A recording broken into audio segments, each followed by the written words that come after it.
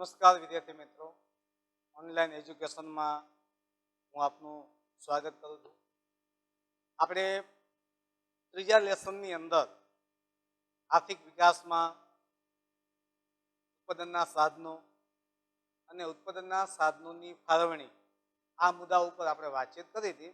થોડુંક એનું પુનરાવર્તન કરી લઈએ કે ભાઈ ઉત્પાદનના સાધનો, તો ઉત્પાદનના સાધનો આપણે ચાર સાધનો ની વાત કરી હતી: જમીન, મૂડી, શ્રમ અને નિયોજન. બરોબર. ત્યાર પછી ઉત્પાદનના સાધનોની ફાળવણી, તો એના પણ ચાર મુદ્દાની વાત કરી હતી કે જેની અંદર પહેલો મુદ્દો હતો કે માણસ છે પોતાની જરૂરિયાત પ્રમાણે, એટલે કે અમર્યાદિત જરૂરિયાતો. બીજો મુદ્દો હતો જરૂરિયાતોને અગત્યનું ક્રમ. ત્રીજો મુદ્દો હતો સાધનોની પસંદગી, એટલે કે મર્યાદિત સાધનો. અને ચોથો મુદ્દો હતો એની અંદર વૈકલ્પિક સાધનોની પસંદગી, એટલે કે સાધનોનો વૈકલ્પિક ઉપયોગ. આ ચાર મુદ્દા આપણે તેની અંદર સમજ્યા. બરોબર. હવે આજે આપણે જે વાત કરવાની છે એ છે ઉત્પાદનના સાધનોની ફાળવણીની પદ્ધતિઓ. કે આપણે જે કાંઈ ઉત્પાદન મેળવીએ છીએ એ ઉત્પાદન કઈ પદ્ધતિએ મેળવાય છે. આપણો આર્થિક વિકાસ છે જે થાય છે એ આર્થિક વિકાસ કઈ પદ્ધતિએ થાય છે, એની સાથે કઈ કઈ બાબત છે એ જોડાયેલી છે.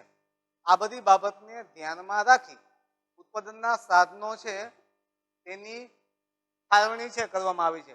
એટલે જો અહીંયા કીધું છે કે ઉત્પાદનના સાધનોની ફાળવણીની પદ્ધતિ. ઉત્પાદનના સાધનો સાથે કઈ કઈ બાબત છે તે જોડાયેલી છે. કારણ કે દરેક રાષ્ટ્ર છે એ પોતાનો આર્થિક વિકાસ જે કરે છે તો એની પાસે ઉત્પાદન માટેની ચોક્કસ પદ્ધતિ હોય છે અને એ પદ્ધતિ અનુસાર ચીજ વસ્તુનું ઉત્પાદન થાય અને એની વહેંચણી થાય, જેના આધારે લોકો છે એ ચીજ વસ્તુઓ છે એ ખરીદી શકે છે. બરોબર. તો અહીંયા આપણે જે વાત કરવાના છે કે અહીંયા પદ્ધતિ, તો આપણે ત્રણ પદ્ધતિઓની વાત કરવાના છે: બજાર પદ્ધતિ, સમાજવાદી પદ્ધતિ અને મિશ્ર અર્થતંત્રની પદ્ધતિ. બરોબર. પહેલા આપણે સમજવાનું છે અહીંયા કે ઉત્પાદનના સાધનોની ફાળવણી માટે પદ્ધતિ કઈ રીતે ઉપયોગી બને. ઉત્પાદનના સાધનોની ફાળવણી કરી અને વધુમાં વધુ ઝડપથી આર્થિક વિકાસ પ્રાપ્ત કરવા દરેક દેશ પ્રયાસ કરે છે. દરેક દેશ જુદી જુદી ઉત્પાદન માટેની પદ્ધતિઓ વિકસાવે, જેના કારણે એનું ઉત્પાદન વધુ થાય, એ ચીજ વસ્તુનું વેચાણ વધુ થાય અને એ દેશ વધુ આર્થિક રીતે વિકાસ કરવા માટે પ્રયત્ન કરતો હોય છે. દરેક દેશનો લક્ષ્યાંક શું છે? તો આર્થિક વિકાસ કરવો તે છે. એટલે દરેક દેશ વધુમાં વધુ ઝડપથી આર્થિક વિકાસ કરવા માટે પ્રયત્ન કરે છે. તો ઉત્પાદનના સાધનોની ફાળવણીની મુખ્ય બે પદ્ધતિઓ છે. ત્રીજી પદ્ધતિ અહીંયા આપી નથી પણ આપણે સમજવાની છે. જોજો, ખાસ બુકની અંદર આપી છે કે ઉત્પાદનના સાધનોની મુખ્ય બે પદ્ધતિ કીધી છે કે બજાર પદ્ધતિ અને બીજી છે સમાજવાદી પદ્ધતિ. બરોબર. આ બંને પદ્ધતિ એકબીજાથી તદ્દન વિરોધી છે. બંને સમાજમાં આર્થિક ઉત્પાદન કરે છે ચીજ વસ્તુનું, પણ બંનેની જે પદ્ધતિ છે ઉત્પાદન માટેની એ તદ્દન કેવી છે? વિરોધી છે. પછી આ બંને પદ્ધતિઓ સમન્વય કરી અન્ય પણ કેટલીક પદ્ધતિઓ વિકાસ પામી છે. આ બંને પદ્ધતિઓનું મિશ્રણ કરી ઘણા બધા દેશોએ પોતે ઉત્પાદન માટેની અન્ય પદ્ધતિઓ પણ બનાવી છે. એ પોતાને અનુકૂળ આવે એવી રીતે અન્ય પદ્ધતિઓ છે તેનું નિર્માણ અલગ અલગ દેશોએ પોતાના માટે કરેલું છે. દરેક દેશ પોતાને અનુરૂપ હોય તેવી એક યા બીજી પદ્ધતિ સ્વીકારે છે.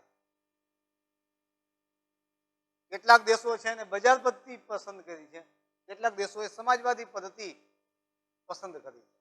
આપણે અહીંયા એ સમજવાનું છે કે બજાર પદ્ધતિ એટલે શું અને સમાજવાદી પદ્ધતિ એટલે શું. પણ દરેક, આપણે એ મુદ્દા ઉપર ચર્ચા કરશું, પણ દરેક દેશે કોઈ આ બેમાંથી એક પદ્ધતિ છે એ અપનાવેલી હોય છે. ઉત્પાદનના સાધનોની ફાળવણી અંગેની મુખ્ય પદ્ધતિઓની સમજૂતી આ મુજબ છે. હવે આપણે મુખ્ય મુદ્દા ઉપર આવશું કે જેમાં બજાર પદ્ધતિની અંદર અને સમાજવાદી પદ્ધતિ છે ભાઈ કઈ રીતે કામ કરે છે, ઉત્પાદન સાથે કઈ રીતે જોડાયેલ છે, એના ઉપર આપણે ખાસ ચર્ચા કરશું.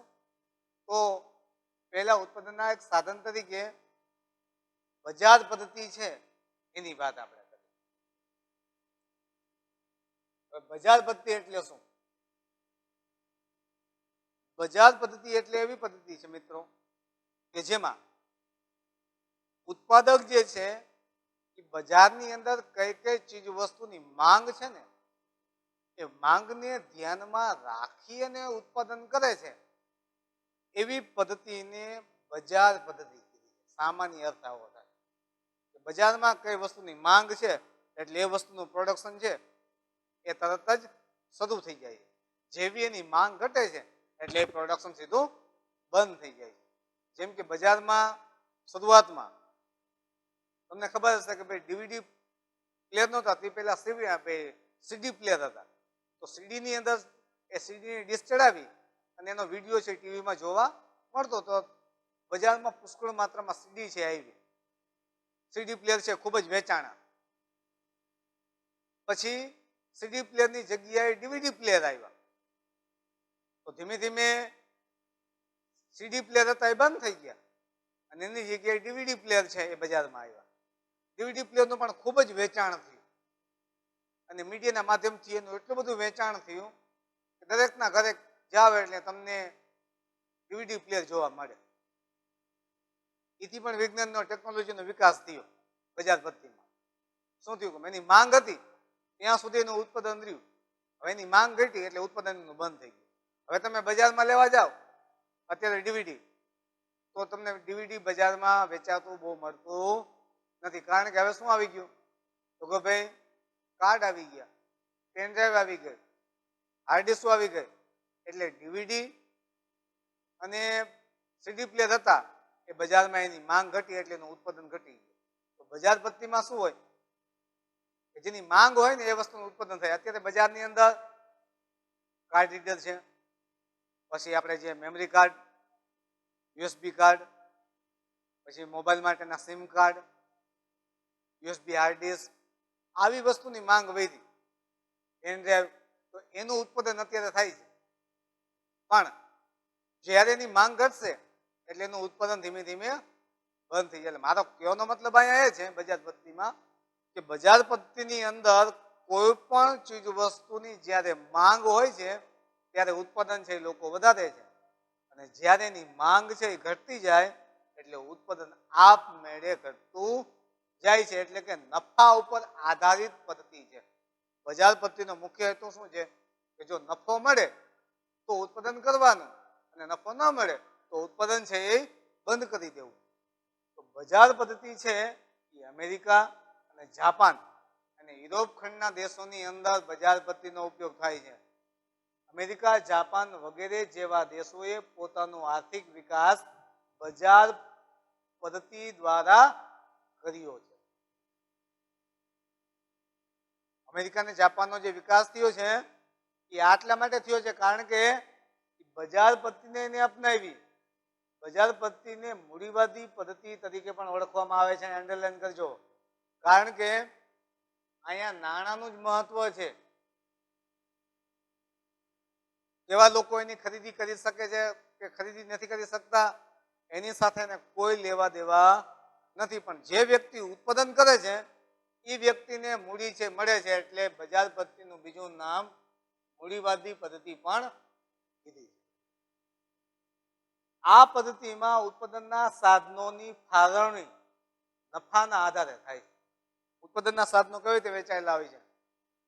જેમાં જે ચીજ વસ્તુનું ઉત્પાદનની અંદર વધુ નફો થાય એ પ્રમાણે સાધનો છે તેની વહેંચણી કરવી. એટલે એનો કહેવાનો મતલબ એ છે કે આ પદ્ધતિમાં ઉત્પાદન અને તેની સાથે સંકળાયેલી આર્થિક નિર્ણયોમાં કેન્દ્ર સ્થાને નફો હોય છે. મુખ્ય હેતુ શું છે? નફો. ઉત્પાદન પદ્ધતિ સાથે સંકળાયેલા આર્થિક નિર્ણયો બધાની મુખ્ય હેતુ શું છે? તો ઉત્પાદનમાંથી કોઈ પણ શરતે નફો મેળવવો એ બજાર પદ્ધતિનું મુખ્ય લક્ષણ છે. લોકોને જે વિવિધ ઉદ્યોગોમાં મૂડીરોકાણ કરવાનું નફાકારક જણાયું હોય તેમાં તેઓ મૂડીરોકાણ કર્યું. લોકોએ અહીંયા બજાર પદ્ધતિ જ્યાં જે દેશોએ અપનાવી છે એ લોકોએ શું વિચાર્યું કે જેમાંથી એને વધુ માત્રામાં નફો થાય મળે એમ છે ને એવી જગ્યાએ જ નાગરિકોએ પોતે પોતાનું મૂડીનું રોકાણ કર્યું છે. એટલે કે વિવિધ ઉદ્યોગોમાં મૂડી રોકાણ કરવાનું નફાકારક જણાવ્યું. જ્યાં એને નફો જોવા મળતો હતો ને એવી જગ્યાએ જ અહીંયા માત્ર મૂડીનું રોકાણ થાય છે બજાર પર. કારણ કે ઉદ્યોગોનો હેતુ શું છે? નફાકારક છે. એટલે મૂડીનું રોકાણ છે નફા સાથે સીધું સંકળાયેલું છે. આ પદ્ધતિમાં બજાર તંત્ર સંપૂર્ણ મુક્ત હોય છે. બજાર તંત્ર સંપૂર્ણ મુક્ત હોય છે એટલે જેને ઈચ્છા પડે એટલી ચીજ વસ્તુ એટલી કિંમતે એ ચીજ વસ્તુનું વેચાણ કરી શકે, નક્કી કરે એ ભાવે ચીજ વસ્તુઓ વેચી શકે છે. એટલે બજાર તંત્ર સંપૂર્ણ મુક્ત હોય છે. સરકારની કોઈ ચોક્કસ આર્થિક નીતિ કે ભૂમિકા હોતી નથી. આપણે જેમ બજારમાં ચીજ વસ્તુ લેવા જાય તો ચીજ વસ્તુઓ ઉપર MRP લખેલી હોય છે. કેવું પ્રોડક્શન છે, એમાં કઈ વસ્તુનો ઉપયોગ થયેલો છે, આટલી બાબતની ચકાસણી થયા વિના આપણે વસ્તુ ખરીદી લઈએ. જ્યારે બજાર પદ્ધતિની અંદર વસ્તુની ગુણવત્તા કેવી છે, ક્વોલિટી કેવી છે, એના આધારે એ લોકો પોતાનો ભાવ છે નક્કી કરતા હોય છે. સરકાર આ ઉત્પાદનની અંદર તેની વહેંચણીમાં કોઈ પ્રકારનો હસ્તક્ષેપ હોતો નથી. એટલે કે સરકારની કોઈ ચોક્કસ નીતિ કે ભૂમિકા બજાર પદ્ધતિમાં હોતી નથી. બજાર તંત્રમાં સ્પર્ધાનું તત્વ અનોખી કામગીરી બજાવે છે. જો અહીંયા કારણ કે બજાર પદ્ધતિની અંદર કોઈ એક જ વ્યક્તિ કોઈ એક વસ્તુનું ઉત્પાદન નથી કરતો, અનેક વસ્તુનું ઉત્પાદન થતું હોય. જેમ કે બજારમાં તમે ટીવી લેવા જાઓ છો તો જો સેમસંગ કંપનીની ટીવી આવે, સનસોઈની આવે, ઓનિડાની આવે, અકાઈ ટીવી આવે, અસંખ્ય પ્રકારની ટીવી છે તમને બજારમાં જોવા મળે છે. તો એનું ઉત્પાદન થયું તો અહીંયા શું થયું? બજાર તંત્રમાં સ્પર્ધાનું તત્વ અનોખી રીતે કામગીરી બજાવે છે. અહીંયા સ્પર્ધા થતી હોય છે કે એક જ પ્રોડક્ટનું ઉત્પાદન ઘણા બધા વ્યક્તિઓ કરતા હોય છે. કીધું ને ટીવી, તો ટીવી કોઈ એક કંપની બનાવતી નથી, ઘણી બધી કંપનીઓ છે એ ટીવીનું ઉત્પાદન લે છે. તો અહીંયા સ્પર્ધાનું તત્વ છે. પછી હરીફાઈ યુક્ત બજારમાં મહત્વતમ નફો મેળવવા કાર્યક્ષમતા વધુ ને વધુ ઊંચે લઈ જવી પડે છે. અત્યારે મેં તમને ટીવીનું ઉદાહરણ આપ્યું કે ભાઈ બધા જ કંપનીઓ ટીવી બનાવે છે, પણ વધુ ટીવી કોની વેચાશે? કે જે ટીવીની કાર્યક્ષમતા વધુ હશે, અથવા તો જે કંપનીની જે તમને સેવા સારી મળશે, જે ગુણવત્તા વધુ હશે, એ વધુ વધુ એના ભાવ છે ઊંચા લઈ જાય છે.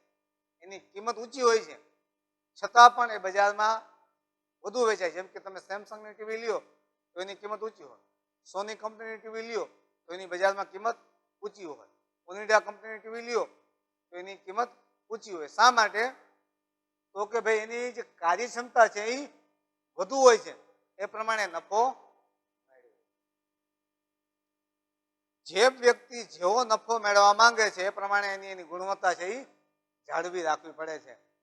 આ પ્રક્રિયાને કારણે અનેક નવા સંશોધનો થયા છે અને ઉત્પાદનની નવી પદ્ધતિઓ શોધાય છે. કારણ કે વ્યક્તિઓ નફો મેળવવા માટે જે પ્રોડક્શન વેચાય છે એમાં કાંઈક નવીનતા લાવીને બજારમાં વેચે છે તો એની ચીજ વસ્તુ વધુ વેચાઈ જાય. કારણ કે જે ચીજ વસ્તુ તમે કંઈક નવીનતા બતાવશો અને એની સાથે સાથે એમાં સતત નવી નવી શોધો પણ થયા કરતી હોય છે. બરોબર? એટલે જો અહીંયા અંડરલાઈન કરજો કે આ પ્રક્રિયાને કારણે અનેક સંશોધનો થયા અને ઉત્પાદનની નવી પદ્ધતિઓ છે એ પણ શોધાય છે, જેના દ્વારા ઉત્પાદન મહત્તમ થાય છે. આના લીધે દેશનો આર્થિક વિકાસ ઝડપથી થાય છે. એટલે આર્થિક વિકાસ કરવા માટે ઉત્પાદન મહત્વનું છે, પણ એની ગુણવત્તા, એની પદ્ધતિ કેવી છે એના આધારે આર્થિક વિકાસ છે ઝડપથી થતો હોય છે. એટલે બજાર પદ્ધતિની અંદર આર્થિક વિકાસ ઝડપથી જોવા મળે છે.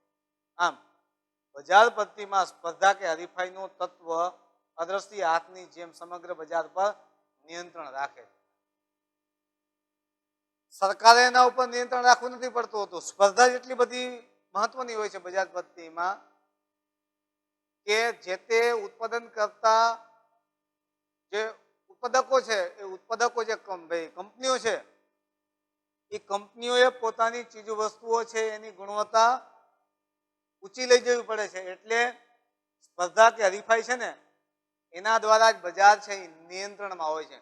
જે વ્યક્તિ સારું પ્રોડક્શન લેશે, સારી વસ્તુ બનાવશે, એની ચીજ વસ્તુ બજારમાં ઝડપથી વેચાય છે. એટલે અદ્રશ્ય રીતે બજાર ઉપર નિયંત્રણ કરે છે હરીફાઈ છે તે. જેમ આપણે બજાર ઉપર સરકાર નિયંત્રણ કરે છે ને એમ અહીંયા સ્પર્ધા છે ને બજાર પદ્ધતિમાં જાપાન ને અમેરિકામાં એ ચીજ વસ્તુની જે સ્પર્ધાત્મક રીતે ઉત્પાદન થાય છે એના કારણે અહીંયા બજાર છે તે નિયંત્રણ છે. આ પદ્ધતિમાં રાજ્યનો કોઈ હસ્તક્ષેપ ન હોવાથી આ પદ્ધતિને મુક્ત અર્થતંત્ર તરીકે પણ ઓળખવામાં આવે. બજાર પદ્ધતિની અંદર સરકારની કોઈ પ્રકારની હસ્તક્ષેપ નથી હોતો. સરકાર એમાં કોઈ પ્રકારના નીતિ નિયમ બનાવતી નથી, ગુણવત્તાની કોઈ બાબતની ચકાસણી કરતી નથી, કોઈ પ્રકારના ભાવતાલ નક્કી નથી કરતી. એના આધારે આ જે બજાર પદ્ધતિ છે એને આપણે મુક્ત અર્થતંત્ર તરીકે ઓળખવામાં આવે છે. એટલે અમેરિકા અને જાપાનની અંદર મુક્ત અર્થતંત્ર છે, ત્યાં એના ઉપર કોઈ પ્રકારનું બંધન રહેલું નથી. હવે બજાર પદ્ધતિના લક્ષણો, હવે બજાર પદ્ધતિ કેવી કોને, અહીંયા કઈ કઈ બાબતના લક્ષણો જોવા મળે તો જો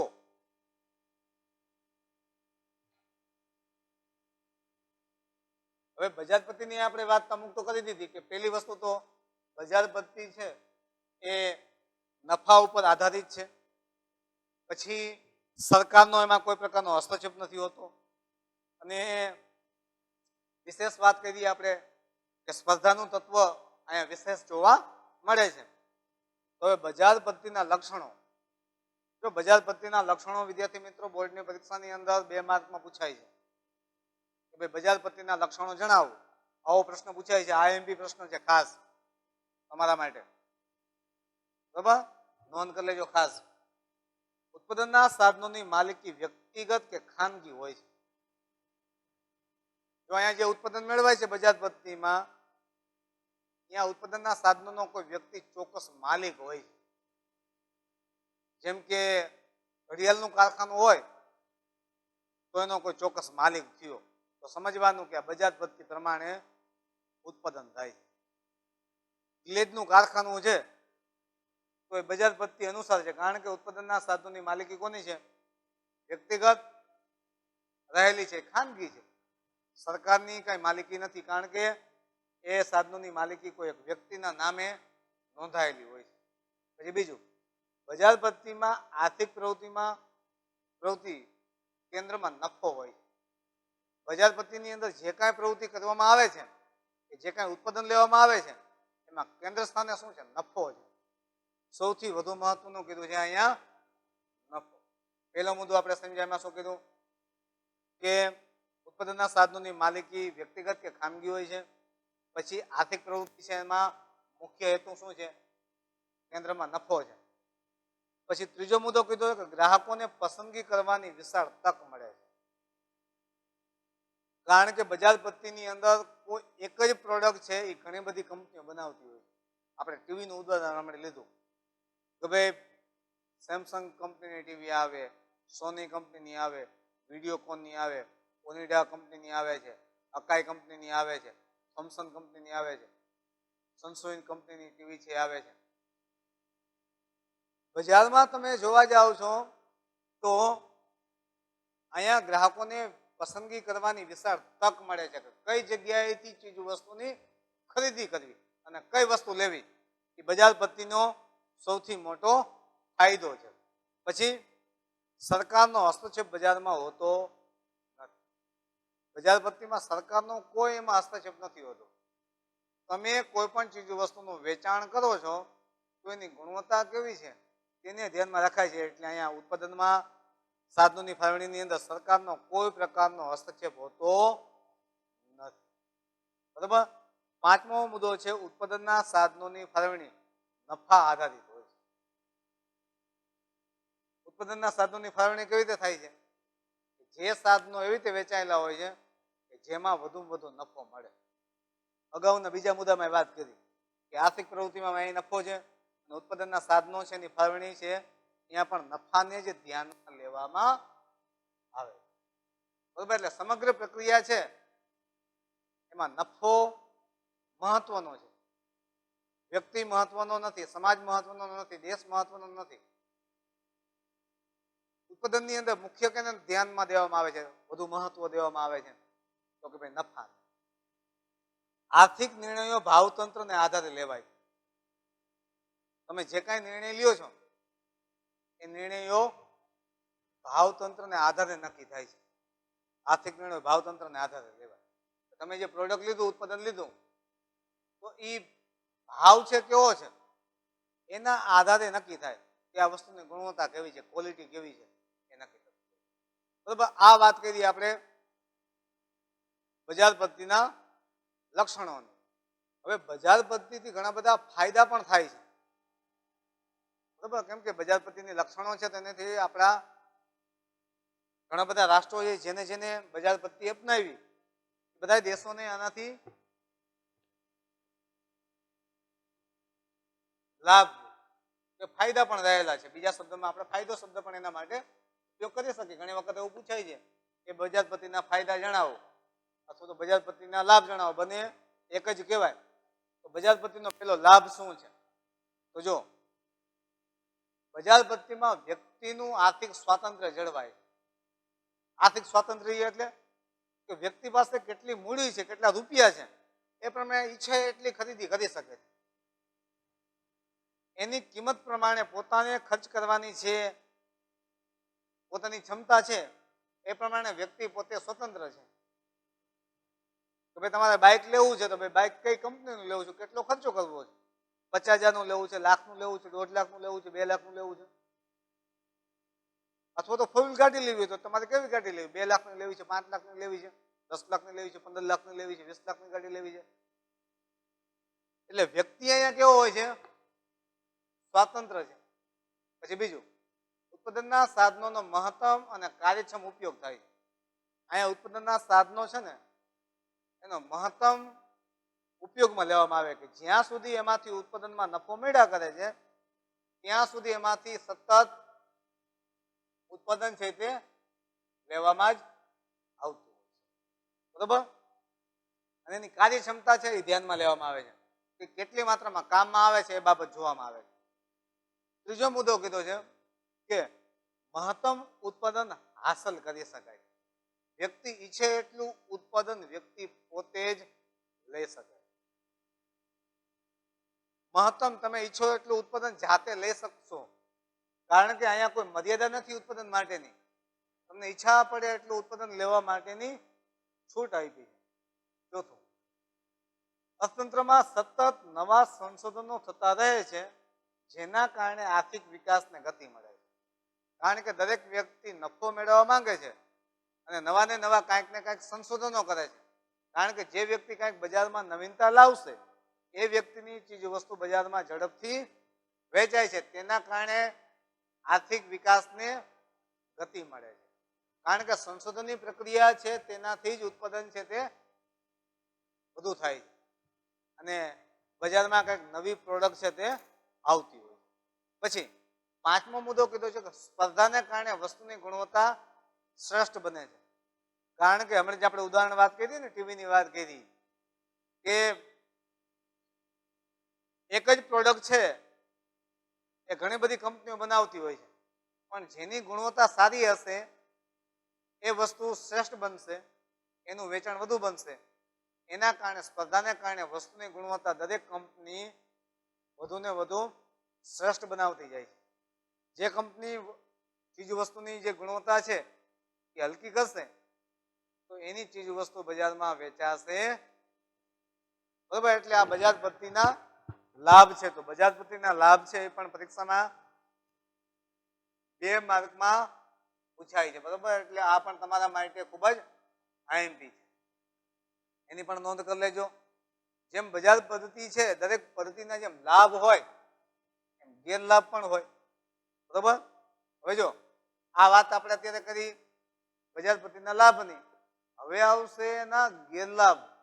કારણ કે લાભ ને ગેરલાભ બને એક સિક્કાની 2 બાજુ હોય. કે જેની અંદર લાભ થતો હોય, ફાયદો થતો હોય, તો એમાં નુકસાન કે ખામી પણ રહેલી હોય છે. બરોબર. એની આ મર્યાદા છે. જો અહીંયા કીધું ને, તો આ જે મર્યાદાઓ કે ખામી કહી અથવા તો એના ગેરલાભ પણ કહી શકે. આ પ્રશ્ન પણ તમારા માટે આઈએમપી છે. કેમ કે બોર્ડની પરીક્ષામાં ઘણી વખત બજાર પદ્ધતિની મર્યાદાઓ કે ખામી છે એ પણ ઘણી વખત પૂછાય છે.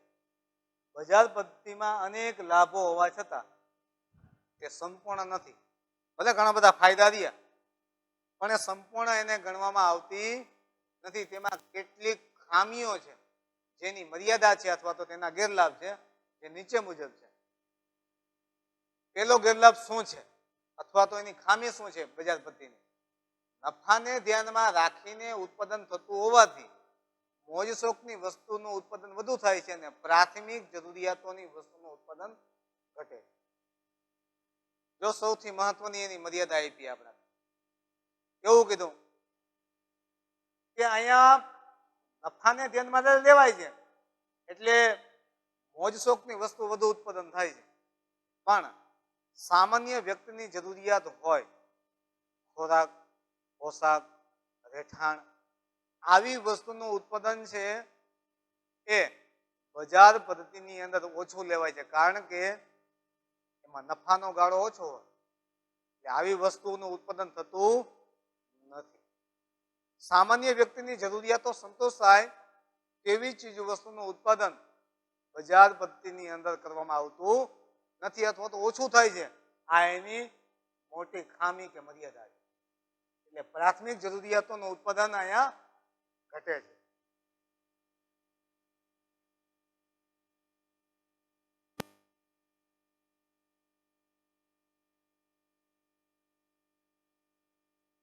રાજ્યની કોઈ નીતિ વિષયક ભૂમિકા ન હોવાથી કુદરતી સંપત્તિનો વ્યય થાય છે. સરકારનો બજાર પદ્ધતિની અંદર કોઈ પ્રકારનો હસ્તક્ષેપ નથી હોતો ને, એટલે ઘણી વખત અહીંયા કુદરતી સંપત્તિ છે એનો દુરુપયોગ થાય છે. દુર્વ્યય થવો એટલે ખોટો ઉપયોગ થવો, બગાડ થાય છે. કારણ કે દરેક વ્યક્તિ વધુ ઉત્પાદન મેળવવા માટે, સારી ક્વોલિટી બનાવવા માટે કુદરતી સંપત્તિનો બગાડ કરતો હોય છે. એટલે કુદરતી સંપત્તિનો અહીંયા શું થાય છે? દુર્વ્યય થાય છે, ખોટો બગાડ થવો. બરાબર. પછી ત્રીજું, ગ્રાહકોની બજાર વિશેની અજ્ઞાનતાના કારણે તેનું શોષણ થાય છે. ઘણી બધી વ્યક્તિ એવી હોય કે બજારમાં ચીજ વસ્તુ ખરીદવા માટે જાય છે પણ એને ખરેખર વસ્તુની ગુણવત્તાની ખબર હોતી નથી. એટલે ઘણી વખત વ્યક્તિ જાતે પણ અજ્ઞાનતાના કારણે આમાં છેતરવાની શક્યતાઓ વધુ હોય છે. અજ્ઞાનતાને કારણે ત્યાં વ્યક્તિનું ઘણી વખત શોષણ પણ થતું હોય છે. આ બજાર પદ્ધતિની ખામી છે. ચોથો મુદ્દો, સંપત્તિ અને આવકનું કેન્દ્રીકરણ થવાથી આવકની અસમાનતામાં વધારો થાય છે. બજાર પદ્ધતિમાં શું થાય છે કે જે વ્યક્તિઓ ઉત્પાદનના સાધનો એની પાસે વધુ છે એવી વ્યક્તિઓ પાસે નાણાંનો જથ્થો વધી જાય છે. એટલે ત્યાં કોઈ એક વ્યક્તિ પાસે આવકનો સ્ત્રોત છે વધુ થાય છે, જ્યારે અમુક વ્યક્તિઓ પાસે આવકનો સ્ત્રોત એકદમ ઘટી જાય છે. એટલે આવકની અસમાનતા વધે છે. ગરીબ વ્યક્તિ વધુ ને વધુ ગરીબ બનતો જાય અને અમીર વ્યક્તિ વધુ ને વધુ અમીર બનતો જાય. એ સમસ્યા બજાર પદ્ધતિની અંદર ઉદ્ભવે છે. પછી કીધું છે પાંચમો મુદ્દો છે ઇજારાશાહી, આર્થિક અસ્થિરતા અને મજૂરોનું શોષણ વગેરેનો ભય રહે. ઉત્પાદક કરતા અથવા તો જે નિયોજક છે એની જો બજારમાં એની ચીજ વસ્તુની માંગ વધે તો એ શું કરે છે? સતત ચીજ વસ્તુનો ભાવ વધારતો જાય, કારણ કે એના જેવી બીજા કોઈ વ્યક્તિએ પ્રોડક્શન લીધું નથી એટલે ઇજારાશાહી આવી જાય. એવું માની લે છે કે ભાઈ હું એક જ આ વસ્તુનું ઉત્પાદન લઉં છું એટલે એની માંગ વધે, એટલે એ શું કરે છે? એ ચીજ વસ્તુને વધુ ને વધુ મોંઘી બનાવતો જાય છે, એનો ઇજારો આવી જાય છે. અથવા બીજા પાસે એવી વસ્તુ બનતી ન હોય એટલે એ મન ફાવે તેવા ભાવ લેતો હોય છે. પછી અહીંયા આર્થિક અસ્થિરતા, અહીંયા ચીજ વસ્તુના ભાવમાં કોઈ સ્થિરતા નથી, નક્કી નથી હોતું. ક્યારેક બજાર છે એ વધુ ઊંચી વહી જાય તો ક્યારેક બજારના ભાવમાં ચીજ વસ્તુ છે એ ભાવ છે ઘટી જાય છે. એના કારણે જે મજૂર વર્ગ છે એવા લોકોનું અહીંયા શોષણ થવાનો ભય રહેલો છે. બરાબર? એટલે બજાર પદ્ધતિઓની ખામી છે એ પણ બોર્ડની અંદર ઘણી વખત વિદ્યાર્થી મિત્રો 2 માર્કમાં પૂછાય છે. હવે આ વાત કરીએ આપણે બજાર પદ્ધતિની. હવે આવશે બજાર ઉત્પાદનના સાધનોની જે પદ્ધતિ છે એમાં સમાજવાદી પદ્ધતિ, એનાથી તદ્દન વિરોધી પદ્ધતિ છે. જોજો શું કહે છે. જેવી રીતે બજાર પદ્ધતિની અંદર નફાને ધ્યાનમાં લેવામાં આવતું હતું, સરકારનો કોઈ હસ્તક્ષેપ નહોતો, ચીજ વસ્તુઓ કે ઉત્પાદનની જે સાધનોની માલિકી વ્યક્તિગત કે ખાનગી હતી અને નફાને ધ્યાનમાં રાખીને થતું હતું, એટલે બજાર પદ્ધતિની અંદર સ્પર્ધા છે એ કેન્દ્ર સ્થાને હતું. કારણ કે જે વ્યક્તિ વધુ માત્રામાં ઉત્પાદન લે અને નફો મેળવવાનો પ્રયત્ન કરે છે એવી જ વ્યક્તિઓ છે બજાર પદ્ધતિની અંદર ટકી શકતી હતી. પણ એનાથી તદ્દન વિરોધી છે બજાર પદ્ધતિ કરતા સમાજવાદી પદ્ધતિ છે એ કંઈક જુદી જ છે. જો અહીંયા સમાજવાદી પદ્ધતિ શું કહે છે? બજાર પદ્ધતિની અનેક ખામીઓ તથા નિષ્ફળતાને પરિણામે સમાજવાદી પદ્ધતિનો ઉદ્ભવ થયો. મને જે આપણે ખામી જોઈ ને બજાર પદ્ધતિની, બજાર પદ્ધતિમાં જોયું કે પહેલી વસ્તુ તો કે ભાઈ પ્રાથમિક ચીજ વસ્તુઓ છે એનું ઉત્પાદન થતું નથી. એટલે પ્રાથમિક જરૂરિયાતો જે છે એનું ઉત્પાદન નથી લેવાતું. એના જ કારણે સમાજવાદી પદ્ધતિનો તેમાંથી જ ઉદ્ભવ થયો છે. પછી આ પદ્ધતિ કોને અપનાવી? તો કે રશિયા અને ચીન જેવા દેશોએ આ પદ્ધતિ અપનાવી ઝડપથી આર્થિક વિકાસ હાંસલ કર્યો છે, એટલે પ્રાપ્ત કર્યો. એને વિચાર્યું કે ભાઈ બજારમાં નફો જ મહત્વનો નથી. રશિયા અને ચીને વિચાર્યું કે સમાજવાદી પદ્ધતિ માત્ર બજાર પદ્ધતિથી નાણું વ્યક્તિ પાસે આવી જવાથી જ વિકાસ થઈ જતો નથી. એને કીધું કે ભાઈ સમાજમાં વ્યક્તિનું પણ મહત્વ રહેલું છે. એટલે રશિયા અને ચીન જેવા દેશોએ આ સમાજવાદી પદ્ધતિ છે તે અપનાવી અને રશિયા અને ચીન જેવા દેશોનો આર્થિક વિકાસ પણ સારો એવો થયેલો છે, આપણે જાણીએ છીએ. સમાજવાદી આર્થિક પદ્ધતિ એ બજાર પદ્ધતિથી તદ્દન વિરોધી છે. જો હમણાં જ મેં કીધું ને સમાજવાદી પદ્ધતિ અને બજાર પદ્ધતિ બે કેવી છે? તદ્દન વિરોધી છે. બેની કામગીરી અલગ છે. ભલે પ્રોડક્શન સાધનોની વેચાણી સરખી થયેલી છે, ઉત્પાદનના સાધનોની ફાળવણી પણ સરખી થયેલી છે, પણ બંનેની જે કામગીરી છે બે કેવી છે? વિરોધી. બે વિરોધી રીતે અહીંયા કામ કરે છે. સમાજવાદી આર્થિક પદ્ધતિમાં બધા જ આર્થિક નિર્ણયો રાજ્યતંત્રો દ્વારા લેવામાં આવે. અહીંયા કીધું ને અહીંયા રાજ્યતંત્રો દ્વારા નિર્ણય લેવામાં આવે છે. બજાર પદ્ધતિની અંદર ઉત્પાદનમાં રાજ્યતંત્રનો કોઈ પ્રકારનો હસ્તક્ષેપ નથી બજાર પદ્ધતિમાં. જ્યારે સમાજવાદી પદ્ધતિની અંદર તમામ પ્રકારના નિર્ણયો છે કોણ લે છે? રાજ્યતંત્ર, એટલે જે તે સરકાર છે ને એ લે છે. ઉત્પાદનના બધા જ સાધનોની માલિકી રાજ્યની હોય છે. બજાર પદ્ધતિમાં આપણે સમજાતા તો ઉત્પાદનના સાધનોની માલિકી કોની હોય છે? તો વ્યક્તિગત અથવા તો ખાનગી હોય છે. જ્યારે અહીંયા ઉત્પાદનના સાધનોની માલિકી કોની છે? રાજ્યની છે. આખા રાજ્ય એટલે દેશની છે એવું કહેવા માંગે છે. આ પદ્ધતિમાં સમગ્ર અર્થતંત્રનું સંચાલન રાજ્ય દ્વારા થાય છે. સમગ્ર તંત્ર રાજ્ય દ્વારા થાય છે કે ભાઈ કેટલા કારખાના હોય તો એ સરકારના હોય. જે કાંઈ ચીજ વસ્તુમાં વ્યક્તિઓ એમાં સંકળાયેલા હોય તો એને સરકાર જ એને પગાર ચૂકવે છે. અહીંયા વ્યક્તિને ધ્યાનમાં લેવામાં આવે છે, સમાજને ધ્યાનમાં લેવામાં આવે છે. જ્યારે બજાર પદ્ધતિમાં નફાને ધ્યાનમાં લેવામાં આવતું હતું. એટલે આ સમગ્ર પદ્ધતિ જે છે એનું સંચાલન રાજ્ય દ્વારા થાય છે. ઉત્પાદન, મૂડીરોકાણ, સાધનોની ફાળવણી, ઉત્પાદનની ફાળવણી વગેરે સમાજની જરૂરિયાતને ધ્યાનમાં રાખી રાજ્ય દ્વારા કરવામાં આવે છે. કે સમાજની જરૂરિયાત કેવી છે એ પ્રમાણે ઉત્પાદન લેવામાં આવે છે અને એ પ્રમાણે એ ચીજ વસ્તુ પાછળ મૂડીરોકાણ કરવામાં આવે છે અને સાધનોની ફાળવણી અને ઉત્પાદનની વહેંચણી છે એ સમાજને ધ્યાનમાં રાખી અને રાજ્ય સરકાર છે એ ચીજ વસ્તુનું ઉત્પાદન લે છે. એટલે કે અહીંયા કેન્દ્ર સ્થાને સમાજ, જ્યારે બજાર પદ્ધતિની અંદર કેન્દ્ર સ્થાને નફો હતો, જ્યારે નફા કરતા સમાજ છે ને તે મહત્વનું છે એવું કીધું છે.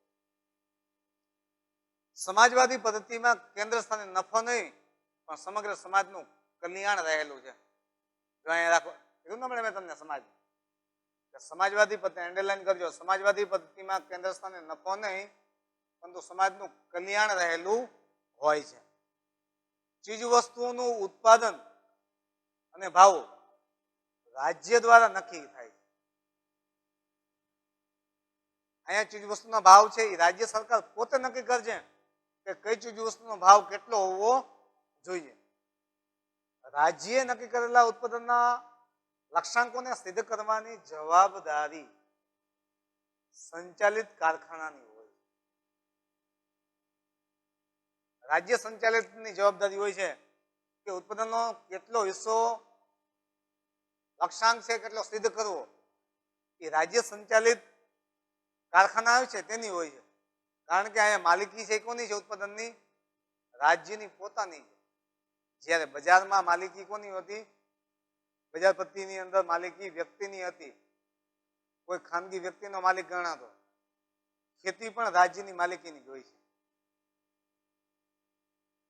જો અહીંયા જમીન કીધું ખેતી લાયક જે જમીન છે રાજ્યમાં જેટલી જમીન હોય ખેતી લાયક એનો માલિક છે એ પણ રાજ્ય પોતે. શ્રમિકોને તેમની ક્ષમતા મુજબ વેતન આપવામાં આવે છે. ખેતી છે બધી સરકારની પોતાની હોય છે પણ એમાં કઈ વ્યક્તિ કેવું કામ કરે છે, કઈ કામ સાથે સંકળાયેલો છે, એમાં સરકારે કેને પસંદ કર્યો હોય એ પ્રમાણે તેને વેતન આપવામાં આવતું હોય છે. એટલે કે તે મુજબ તેને કામ તેની પાસેથી કામ લેવામાં આવે એ મુજબ એને વેતન આપવામાં આવે એની ક્ષમતા પ્રમાણે અને એ પ્રમાણે એની પાસેથી કામ લેવામાં આવે. જેવું કામ કરશે એ પ્રમાણે રાજ્ય સરકાર તેને વેતન ચૂકવે છે. હવે આવશે સમાજવાદી પદ્ધતિના લક્ષણો. કે ભાઈ જેવી રીતે આપણે બજાર પદ્ધતિના લક્ષણો સમજ્યા, બજાર પદ્ધતિના ગેરલાભ આપણે સમજ્યા, એની મર્યાદા સમજ્યા, એવી રીતે સમાજવાદી પદ્ધતિ છે એના પણ લક્ષણો છે. જો આ એના લક્ષણો. હવે લક્ષણની વાત આપણે કરી તો પહેલી જ વાત અહીંયા મુદ્દો કીધો છે કે ઉત્પાદનના સાધનો જે છે એની માલિકી કોની છે? અહીંયા રાજ્યની હોય છે. બરાબર. પછી બીજો, અર્થતંત્રમાં બધા જ આર્થિક નિર્ણયો રાજ્ય દ્વારા લેવામાં આવે. અગાઉ આપણે ચર્ચા કરી બધા જ નિર્ણયો કોણ લે છે? રાજ્ય પોતે લે છે. પછી ત્રીજો મુદ્દો કહે છે કે આર્થિક પ્રવૃત્તિના કેન્દ્રમાં નફો નહીં પણ તો સમાજનું હિત હોય છે. એટલે અહીંયા સમાજનું જે કલ્યાણ છે ને એ ધ્યાનમાં લઈને ઉત્પાદન લેવામાં આવે છે. બજાર પદ્ધતિ તદ્દન વિરોધી છે. પછી અહીંયા શું કહે છે? શ્રમિકોને કામના બદલામાં વેતન ચૂકવવામાં આવે છે. જ્યારે અહીંયા શું હતું? વસ્તુની પ્રોડક્શન બજાર પદ્ધતિમાં આપણે સમજાતા શું સમજાતા કે વ્યક્તિ ચીજ વસ્તુની ગુણવત્તા કેવી રીતે હાસિલ કરશે એ પ્રમાણે તેને વેતન આપવામાં આવતું હતું. પછી અહીંયા આપણે બજાર પદ્ધતિની અંદર ભાઈ સમાજવાદી પદ્ધતિમાં કીધું કે ભાઈ ચીજ વસ્તુની માલિકી છે ઉત્પાદનની એ કેની છે? તો કે સરકારની છે. જ્યારે બજાર પદ્ધતિમાં ઉત્પાદનના સાધનોની માલિકી રાજ્યની પોતાની. હવે જેવી રીતે બજાર પદ્ધતિના આપણે લાભની વાત કરી હતી બજાર સમાજવાદી પદ્ધતિના લાભની વાત કરી હતી એવી રીતે સમાજવાદી પદ્ધતિના જે લક્ષણો જે આપણે જોયા અત્યારે બરાબર એવી રીતે સમાજવાદી પદ્ધતિના લાભ પણ છે જેમ બજાર પદ્ધતિના લાભ હતા એવી રીતે સમાજવાદી પદ્ધતિના પણ લાભ અહીંયા આપેલા છે હવે આ એના લાભ છે કે સમાજવાદી પદ્ધતિ કયા લાભ થાય તો સમાજની જરૂરિયાત મુજબ ઉત્પાદન થવાથી બિનજરૂરી કે મોજશોખની વસ્તુનું ઉત્પાદન થતું નથી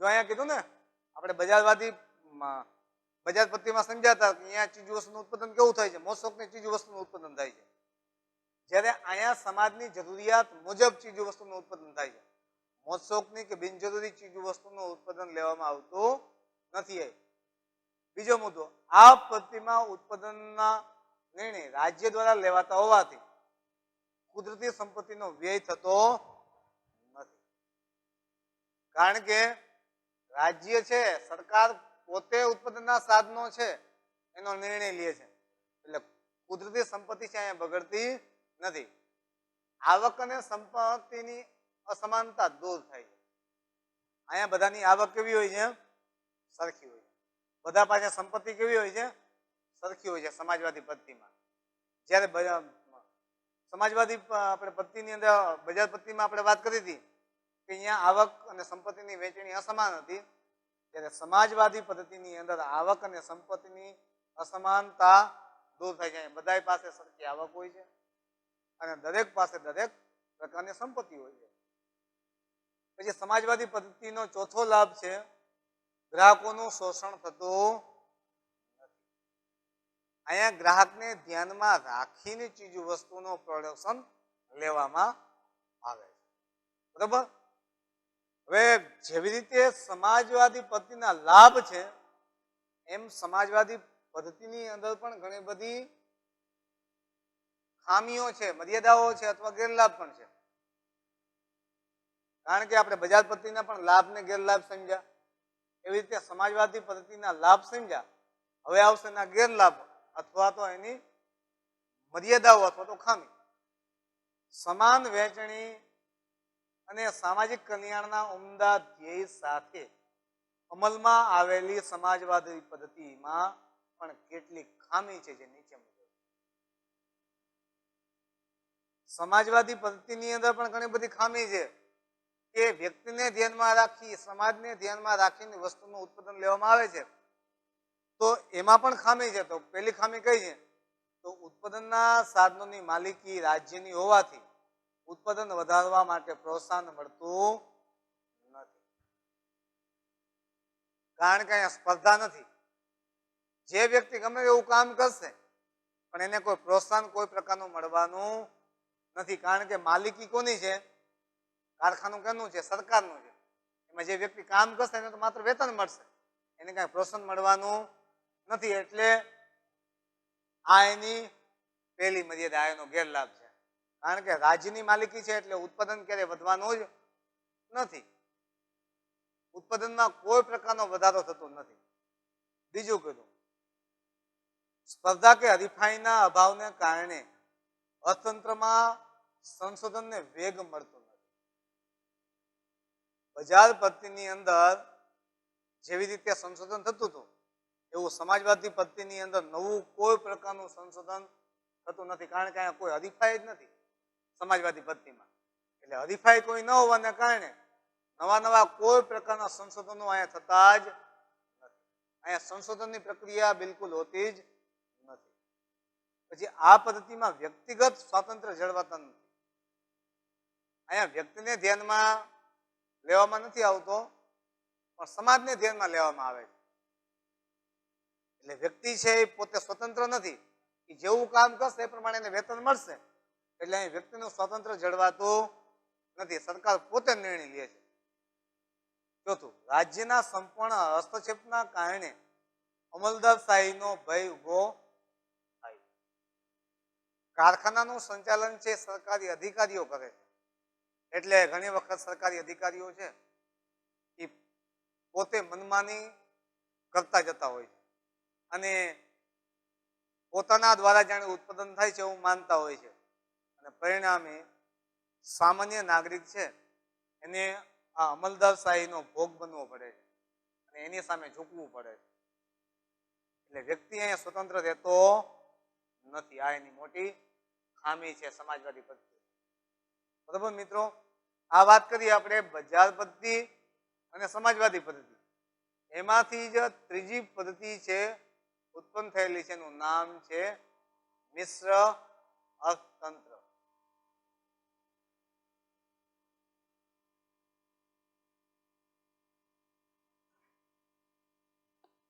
મિશ્ર અર્થતંત્ર એટલે કે જ્યાં બંને પ્રકારની પદ્ધતિઓ હોય.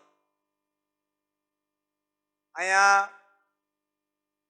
બજાર પદ્ધતિના લક્ષણો પણ હોય અને સમાજવાદી પદ્ધતિ છે તેના લક્ષણો પણ તમને મિશ્ર અર્થતંત્રની અંદર જોવા મળે છે.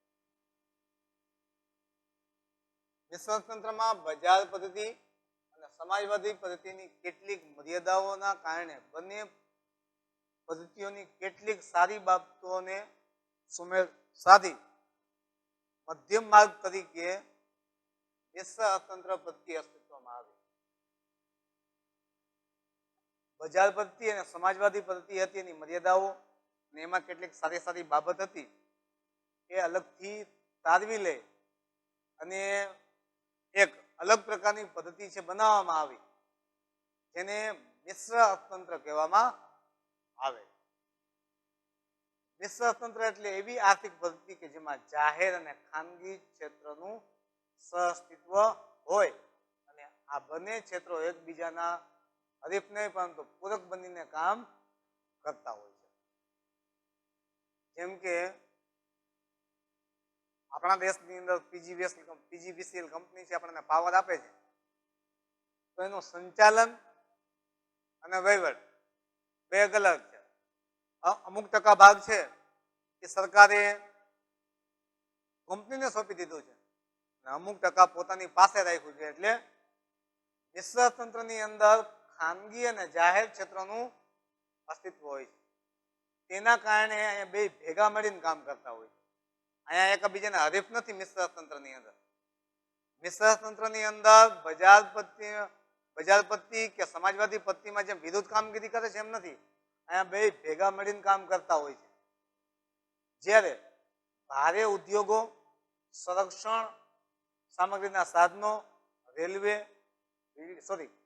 આ પદ્ધતિમાં ખાનગી વિભાગમાં ખેતી, વેપાર, નાના વપરાશી માલના ઉદ્યોગો વગેરેની માલિકી વ્યક્તિગત કે ખાનગી હોય છે.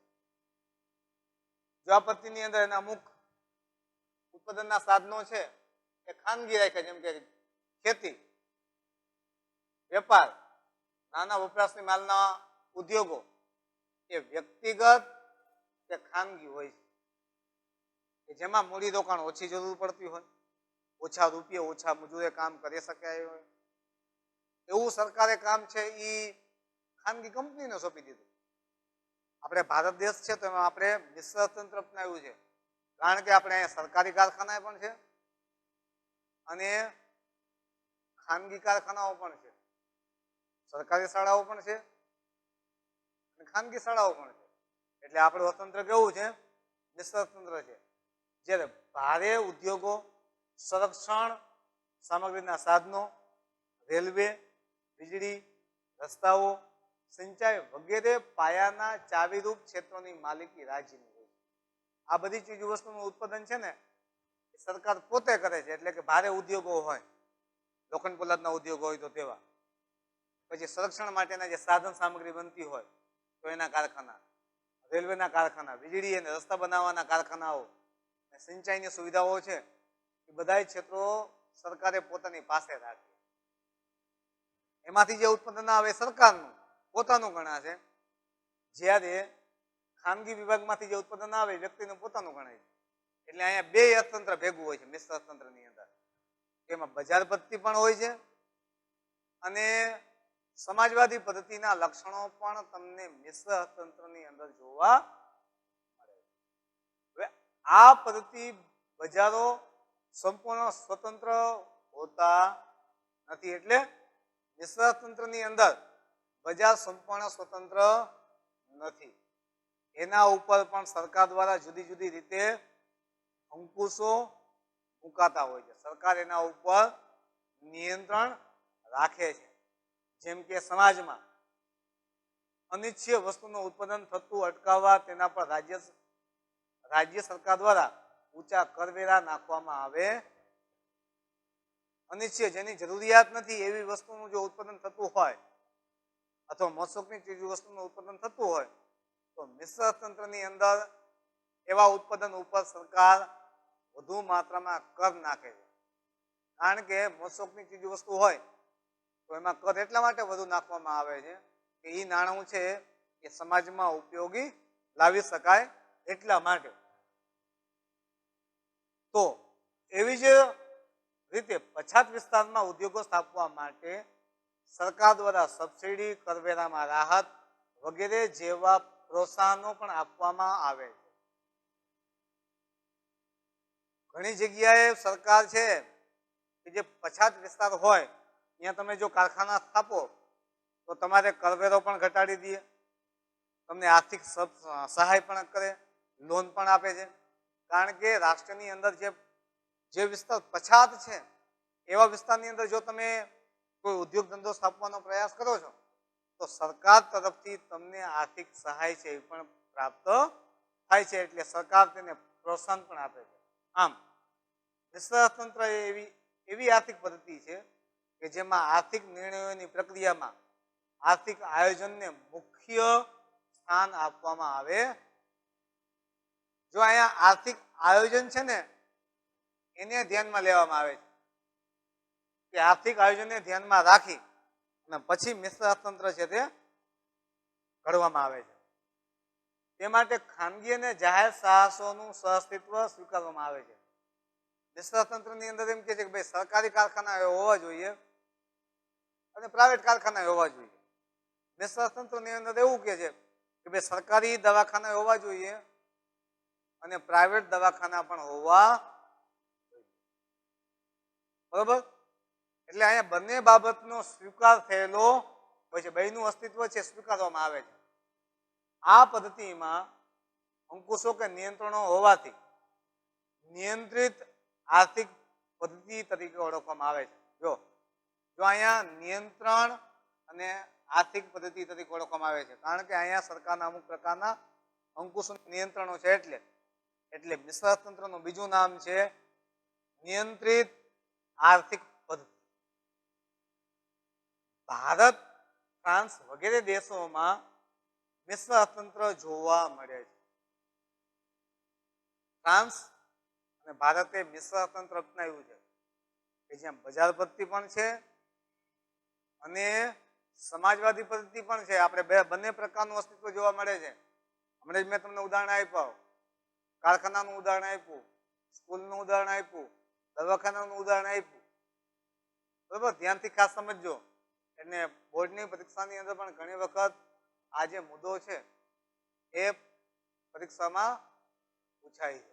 અલગથી તમને આ પ્રશ્નો પૂછવામાં આવે છે. બરોબર? એટલે ભારત અને ફ્રાન્સ જેવા દેશોએ આ મિશ્ર અર્થતંત્ર અપનાવ્યું છે.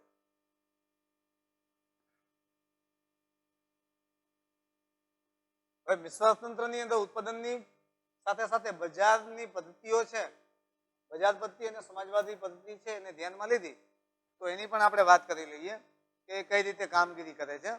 તો જો અહીંયા શું કહે છે કે આર્થિક નિર્ણયો ઉત્પાદનના સાધનોની ફાળવણી માટે બજાર પદ્ધતિ, સમાજવાદી પદ્ધતિ અને મિશ્ર અર્થતંત્રનો અભ્યાસ આપણે કર્યો. પરંતુ આજે વિશ્વનો કોઈ પણ દેશ સંપૂર્ણપણે બજાર પદ્ધતિ કે 100% સમાજવાદી પદ્ધતિ અમલમાં નથી. અત્યારે આપણે વાત કરી ને વિશ્વનો એક પણ દેશ 100% બજાર પદ્ધતિ કે 100% સમાજવાદી પદ્ધતિથી નિર્માણ થયેલો નથી. કારણ કે બધા દેશોની અંદર વધતા ઓછા પ્રમાણમાં બંને પદ્ધતિઓનું વિશિષ્ટ સ્વરૂપ ગુમાવી મિશ્ર અર્થતંત્રમાં ભળી ગઈ છે. આજે વિશ્વનો દરેક દેશ છે એ થોડા વધતા પ્રમાણમાં મિશ્ર અર્થતંત્ર તો ધરાવે જ છે. કોઈ પણ દેશ એવો નથી કે જ્યાં કોઈ એક જ પદ્ધતિ કામ કરતી હોય. બરોબર, અહીંયા થોડા ઘણા અંશે ક્યાંક સમાજવાદી પદ્ધતિ કામ કરતી હોય તો ક્યાંક બજાર પદ્ધતિ કામ કરતી હોય. બજાર પદ્ધતિમાં આજે આયોજન અને રાજ્યનું નિયંત્રણ જોવા મળે છે. આજે બજાર પદ્ધતિ જ્યાં જે દેશો અપનાવીને ત્યાં પણ હવે ધીમે ધીમે રાજ્ય સરકાર છે એનું આયોજન અને નિયંત્રણ રાખે છે. તો સમાજવાદી પદ્ધતિમાં પણ જે આર્થિક છૂટછાટો અને આર્થિક ઉદારતાની અસરો જોવા મળે છે. કે સમાજવાદી પદ્ધતિમાં પહેલા માત્ર સરકાર પોતે જ બધા ઉદ્યોગો પોતાની પાસે રાખતી, એની જગ્યાએ અત્યારે એમાં થોડીક વિવિધતા આવી ગઈ છે. ઘણા બધા ઉદ્યોગો સરકારે ખાનગી કંપનીને સોંપી દીધા છે અથવા લોકોને સોંપી દીધા છે. એમાં પણ ઘણી બધી છૂટછાટો આજે જોવા મળે છે. એટલે કહેવાનો મતલબ એ છે મારો અહીંયા કે ભાઈ વિશ્વના બધા દેશોમાં આજે સમાજવાદી પદ્ધતિ, બજાર પદ્ધતિ અને મિશ્ર તંત્ર છે થોડા વધતા પ્રમાણમાં બધા દેશોમાં ક્યાંક ને ક્યાંક તમને જોવા મળે છે. પરંતુ મિશ્ર તંત્રમાં પણ ખામીઓ જોવા મળે છે, જેવી કે આર્થિક અસ્થિરતા, સંકલનનો અભાવ, આર્થિક નીતિઓમાં અસાતત્ય અને આર્થિક વિકાસનો નીચો દર વગેરે મર્યાદાઓ મિશ્ર તંત્રમાં પણ જોવા મળે છે. મિશ્ર તંત્રની અંદર પણ મર્યાદા કીધી એમાં પણ ખામી છે. જેમ એના લાભ છે એમ એના પણ ગેરલાભ છે, એની પણ ખામી રહેલી છે. કારણ કે મિશ્ર તંત્રની અંદર પણ તમને આર્થિક અસ્થિરતા છે, અહીંયા પણ તમને ઘણી વખત સંકલનનો અભાવ જોવા મળે. પછી આર્થિક નીતિની અંદર અસમાનતા જોવા મળતી હોય. પછી આર્થિક વિકાસ છે ઘણી વખત નીચો પણ જોવા મળતો હોય. આવા બધા મુદ્દાઓ છે તે આજે પણ ત્યાં રહેલા છે. બરાબર વિદ્યાર્થી મિત્રો, આજે આપણે આ ચોથા લેસનની અંદર જે આ ચોથું લેસન છે એ પૂરું કર્યું તો એના સ્વાધ્યાયના બધા જ પ્રશ્નો છે એ તમારી એફપીમાં લખી લેજો. સાથે સાથે આમાં કોઈ એવો મુદ્દો હોય જે ઘણી વખત ન પણ સમજાય તો વ્યક્તિગત જ્યારે તમે અમને મળવા માટે આવો છો ત્યારે એની એક બુકની અંદર નોંધ કરતા જાઓ. અને આજે જે આપણે મુદ્દાઓની વાત કરી ઉત્પાદનના સાધનોની પદ્ધતિઓની, બરાબર, બજાર પદ્ધતિ, સમાજવાદી પદ્ધતિ અને મિશ્ર તંત્રની પદ્ધતિ, એને વ્યવસ્થિત વિડીયો છે ને જોજો. તમારી પાસે પાઠ્યપુસ્તક હશે, ન હોય તો વસાવી લેજો. અને ઘરે છો તો વ્યવસ્થિત વાંચજો. આમાંથી કોઈ પ્રશ્ન ઉદ્ભવે તો તમે વ્યક્તિગત અમને જાણ પણ કરી શકો. અને સ્વાધ્યાયના બધા જ પ્રશ્નો છે તમારી એફડીની અંદર લખવાના રહેશે. બરોબર, અને આવતી વખતે જ્યારે આવો છો ત્યારે તમે આ સ્વાધ્યાયના પ્રશ્નો તમારે મને બતાવવાના રહેશે. બરોબર, અહીંયા તમને દેખાય છે બધા સ્વાધ્યાયના પ્રશ્નો છે, બધા જ તમારે એફડીની અંદર લખી દેવા. અસ્તુ.